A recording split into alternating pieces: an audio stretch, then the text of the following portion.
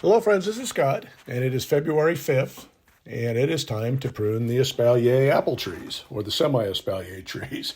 Not all of them are perfectly shaped, perfectly formed. That's okay. Now, as you see here, the tree's in pretty good condition, but it's got a lot of long little limbs coming off the main trunks. Now, what I really like is, off of a main branch, I'd like to have a 4-inch shoot, and then off that shoot, 2 inches. So prune 4 inches to 2 inches.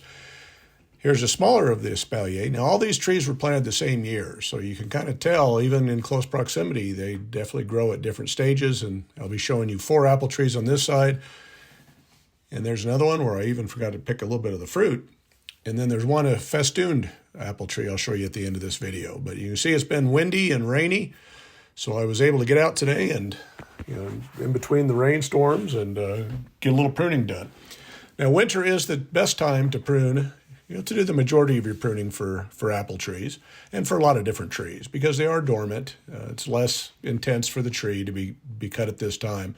But the one thing I'm most concerned about is not just the 4-inch, 2-inch deal. Okay, I'm looking at all the fruiting spurs like this one. So at this time of the year, they've got fruiting spurs on here, which will flower and then put fruit. And I don't want to be losing these. This is what I've been working so hard for. This tree has produced one year good, and then other years just a few apples. So I'm hoping that this year, after an off year last year, we'll have some fruit. So we'll see. But I've got lots of fruiting spurs, and I want to make sure that my prunes are above the fruiting spurs on the other side so that I don't lose any fruit. I'm sure I've cut a few off today, no big deal. But what I'm going to do is as soon as this thing comes to spring and flowers out and starts putting on apples, then I can see where they're at, and then I can do a more drastic prune. So if these little fruiting spurs don't produce fruit, then I'll be able to cut these branches down shorter and get it so it's a little bit tighter and a little bit neater. Now, the reason that I'm growing espalier fruit trees is, again, I live in a small urban yard in the city, and I don't want to shade my whole garden. And so if I put full-size apple trees in my yard, it's going to shade everything else. But by putting them along fence lines, I can cover up even though the white fence isn't an ugly fence, but it's kind of nice to have that covered up with some greenery. And I can grow fruit that's within picking distance. The fruit, based on the pruning and the cabling, will be growing close to the main stems, so they'll be a lot more supported than having fruit either way out of reach or on weak limbs. And it just makes for kind of a neat look. And I've got a playlist I've got multiple playlists, but I've got one of all the fruit tree pruning. So if you'd like to go check that out, it's just on my page. You can find it. Just look for fruit tree pruning. But again, I'm just doing the apple trees today. And again, I just have a small window between storms to get out here. It was a beautiful day. It wasn't too cold. So yeah, it was comfortable. But as you see here, I'm just looking at the longest of the shoots, and I just want to kind of, give it a haircut. Just kind of prune it up so it looks a little bit neater. I don't want this excess growth. I want all the energy of the tree to be putting, onto the flowers and the fruit, and not necessarily growing bigger at this point in time. Now, I will let this tree, after the fruiting season goes, I will, again, as soon as the fruit are on the vine there or on the stems, I will prune it down, and I'll just leave it till fall, until it's time to pick the fruit. Then after that, I'll either give it a little bit of a prune at that point in time, or like this tree, I didn't do it last fall. I'm just waiting until spring when it's dormant, because again, that is the best time to prune an apple tree.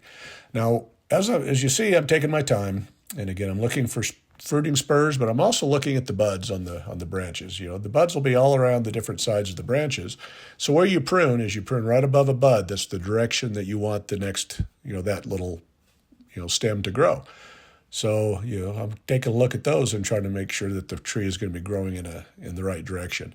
Some of the prunes I don't do that great, and they end up in the neighbor's fence, and I don't want them in the neighbor's. I want them in my yard. So, yeah, just do a little speed pruning here, and I'm going to show you how I do each one. I'm not going to spend a lot of time, but again, I'm more interested in not so much the 4 and the 2, but I'm just trying to keep the fruit on without cutting anything off, and just nipping the ends, just so that we get more focus toward the fruit production as spring arrives.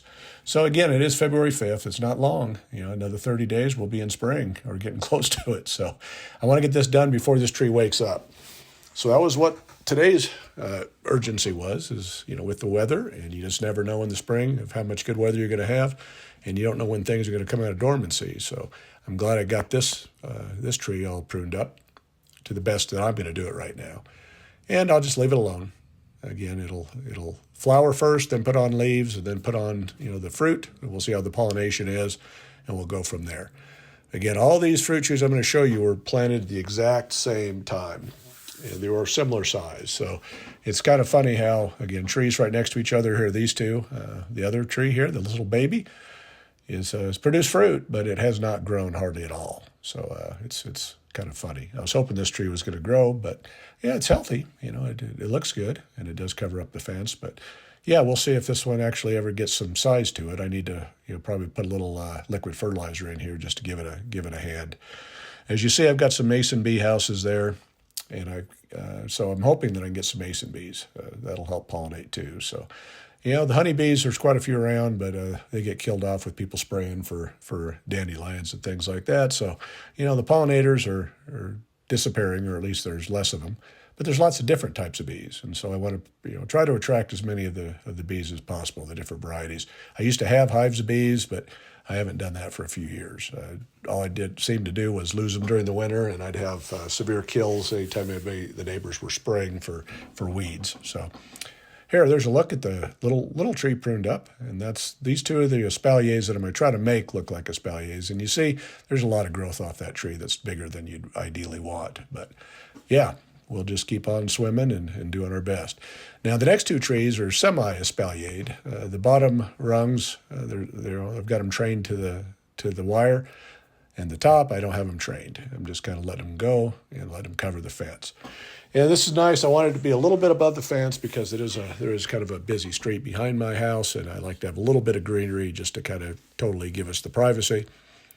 But yeah, so these are more free-formed. But as you see, I did forget to pick a few apples here, so got to get rid of those. But again, the stems, the 4-inch, 2-inch rule, you can see I've violated that, for many years. So, but I don't want anything that's really tall. So I'm going to definitely prune down everything so that it's a lot shorter. Now, pruning stimulates new growth. So where you prune, it starts bushing up and getting thicker with more branches. So hopefully more fruit in closer to the stem in a neat form that we can easily pick.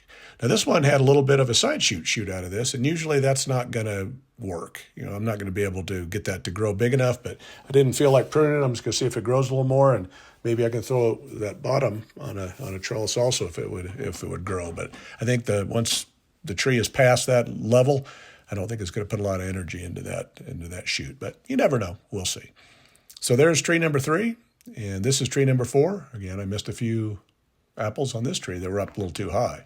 So I don't even think I pruned this one last year. So that's what happens is when you haven't done good pruning, you don't even see the fruit. And as you see, the bamboo is way overgrown. So yeah, there's going to be a few pruning videos here as spring arrives. So I'm just happy to be able to get out in the garden and do something gardening related rather than just showing you interior remodeling and sightseeing around the hobby farm at different scenic locations. But it's time to get back into growing and into gardening. So yeah, I've had a good break and I'm re-energized and I'm excited about the growing season, and there's a lot to do in all my different gardens. So yeah, so we're ready. We're going to do our best to put out a lot of good content for you this year, and I think it's pretty much limitless content because I've got lots going on, and I've got a lot of stuff out of control. So that little bush there or tree there that's not an apple there, so I didn't prune that. But here's a look at all these trees pruned up.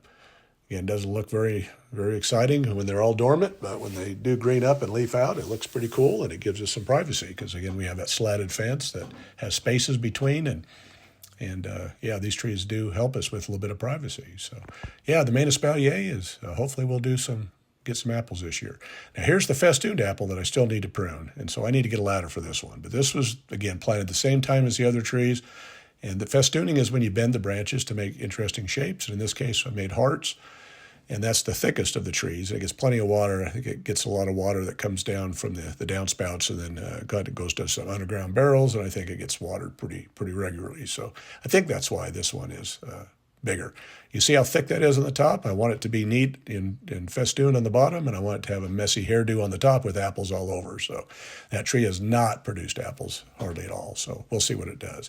But at the end of the day, I got to have a fire. And so here's my little fire pit. And it was all, because of the rain, it was all soaking wet. So it took me a little while to get a fire going, but I got her going, got it dried out, and I was able to burn a little bit of the wood and sit down and enjoy, and actually sat out here for 3 or 4 hours. So it was a nice evening. So anyways, hopefully I can bring some more outside content, but I'll be back inside to do a little bit more molding and baseboards and things like that at the hobby farm. But I'm going to start as soon as the weather switches and gets nice. We'll be doing lots of gardening at the school garden, my home garden, and now down at the hobby farm.